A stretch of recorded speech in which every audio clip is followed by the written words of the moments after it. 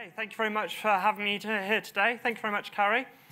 I'm going to talk about technology, and I talk a lot about technology, but what I want you to all realize is that technology is nothing without people. And what is really, really important here is how we integrate technology in the future. We've heard a lot about AI. We've heard a lot about data. One of my pet hate words is big data. I hear it every day. And my big question to people when I hear about big data and they get excited about it, I start to ask them what they're using it for. And the majority of the time, it's sitting on hard drives and nearly none of it's being used. I want humans to work with data to really make the world better. And we're working quite heavily with the UN to try and move this forward. What I think is quite interesting, I think the solution to the digital revolution could also be the solution to the environmental factors we're trying to solve today and to make our solutions work for the sustainability goals. And I think that solution and the way we can get to that at high speed is making humans interact with this data. We're all aware of the phrase, "a picture says 1,000 words." So my next question is if a picture is 1,000 words, how many words is a simulation? I can read, if I'm really clever, I can read a couple of lines of text. I can look at an image and I can take in huge amounts of information and I can process that information, evaluate that, and come to ideas of where I should focus in very, very high speed. I'm going to show a short video to share where we've come from. We are a company which has been around for the last 15 years. We were a spin-off from a university, and we are the leading company within simulation for the offshore oil and gas industry.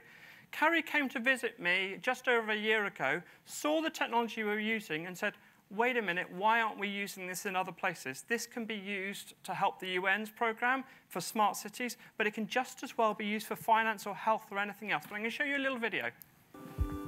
For 15 years, we've delivered the world's most advanced offshore simulation solutions.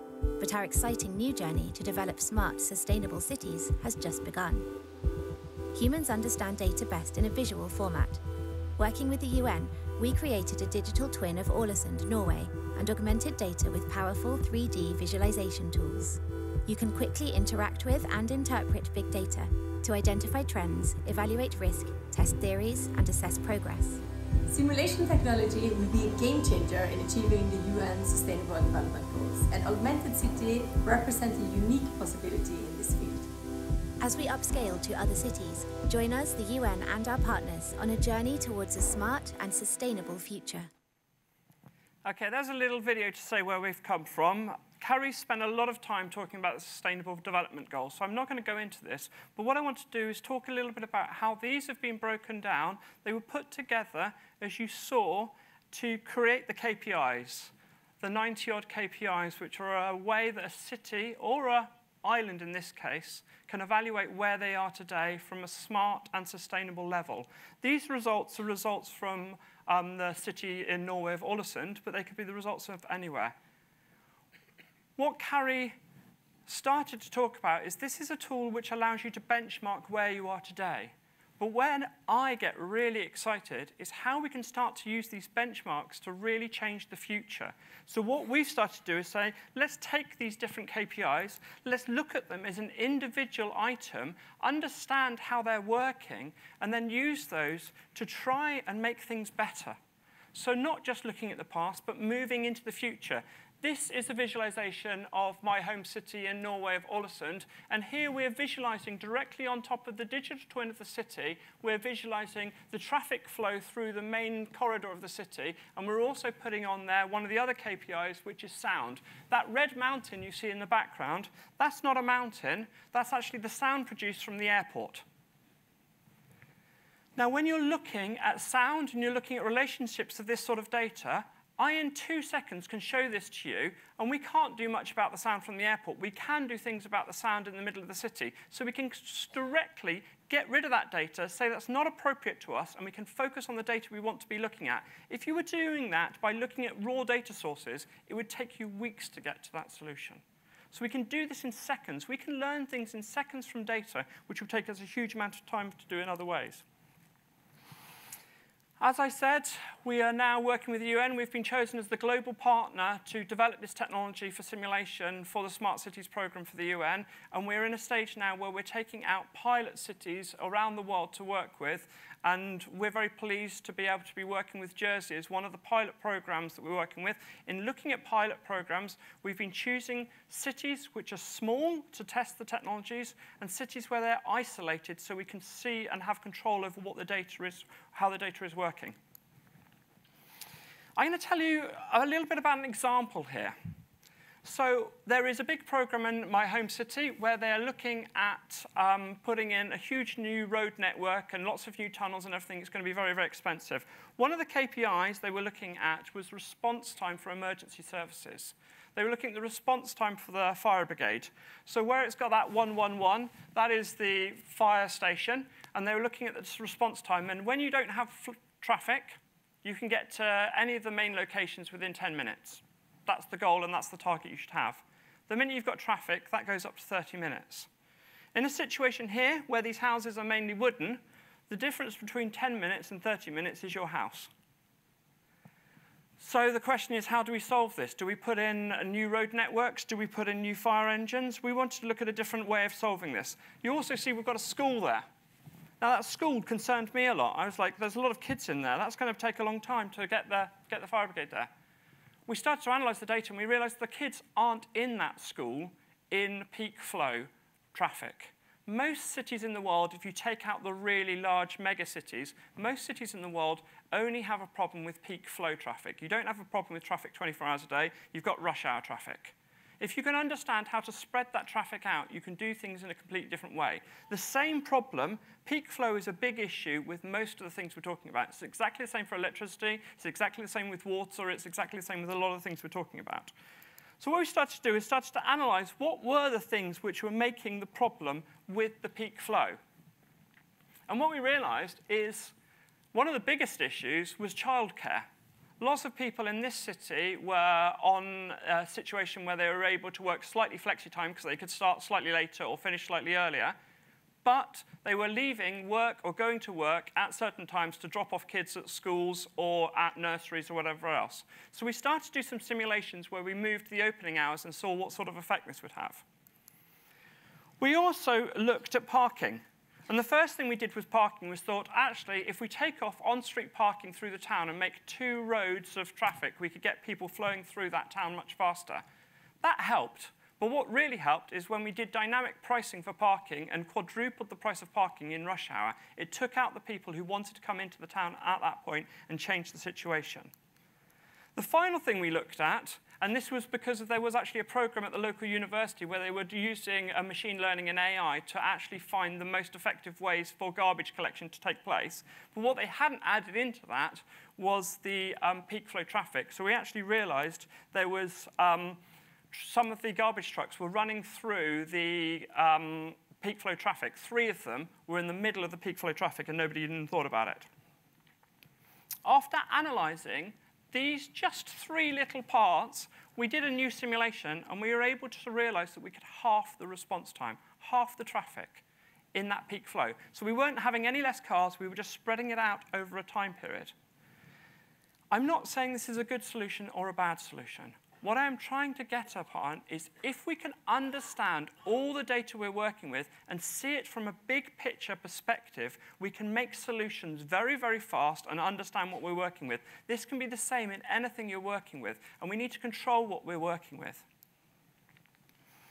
We looked at this in lots of other ways. This here is also data showing mobile phones and showing people moving through the city and what country their mobile phones or their SIM cards are registered through. And small little things here from an industry's point of view. Huge amount of the tourists coming into the city were coming in from a cruise vessel. They were coming into the town, and they were going completely the wrong way into an industrial area. So I did think for myself, maybe I should give up my day job, go and open a little tourist shop down there and do quite well for myself. Or we could just change some signs and maybe put them in the right language and put people in the right way and maybe make some better money for the city. Short video. Let me tell you a story. My dad used to be one of those stressed policymakers. You see, my dad was afraid if a fire were to break out during rush hour, it will be impossible for the firemen to make it in time. And then one day, my dad met this guy who had this really cool technology. This guy showed Dad how he could upload all his piles of existing data to map the effects wind, rain and temperature would have on the fire. He could even solve traffic jams by knowing where people were moving and changing opening hours of kindergartens and schools so that the fire trucks could move faster. Suddenly, my dad was solving so many of those policy issues that he felt a little bit like a superhero. No, not like that, Dad. Luckily, this little fire of ours has just been another simulation. Okay, guys, let's do it one more time. So that's a little video we've put together. Now that's been shown to the World Bank. That's been shown. I've shown that in the UN in Geneva. It's been shown globally, and things are moving incredibly fast. We started using this technology only less than a year ago, or first conversations on this technology only happened a year ago. We're already, as I said, being used as a global partner, and things are moving very fast. This can be used in all sorts of different places. This example in the background, I'm not going to go into it in detail, but this example in the background is talking about the CO2 from all of the transport in Ålesund. And I'm going to show you a little bit about how this also could affect Jersey in a minute. But just down in this picture here, this is a large area of trees. I don't know if you can pick it out here, but there's a little splodge here. That splodge there is a family of 4. That number of trees is the number of trees which would need to be planted to offset the CO2 used by that family in one day. That's not a sustainable solution. Okay, so we talked about how this program's moving forward, and we've been quite lucky in a situation where we've been able to pick out the cities we want to work with. We're taking quite a large number from Norway, but we're taking a number of them also globally, and one of them we've been able to work with is Jersey, and this is really exciting for us. We signed the agreement just before Christmas, I believe, and my guys after Christmas have started to be putting together a digital twin of the whole island here in Jersey. So I want to make it very clear before I start this. This is not Google Maps. This is a hell of a lot more. There is some very complicated simulation going on in the background here. We have created a digital twin, and the reason for creating a digital twin, a graphical digital twin, is you can put data on that digital twin in any format from any data sources. So the one common denominator is your geolocation. So you can take data from anybody, and you've got one place to start to understand that data and be able to work with that data. And that's why starting from a top-up approach, where you have a digital copy of the place you're working with, and then can start to put in that sort of data. So the example we're talking about here, which we just threw together a few days before I came over, if you look at these flight paths, these are not the flight paths I had last night when I was coming in and there was a load of fog over the city. I was quite happy to be able to land last night, but these show all the flight paths where the flights are coming directly in. They don't show the nice round and round flight paths.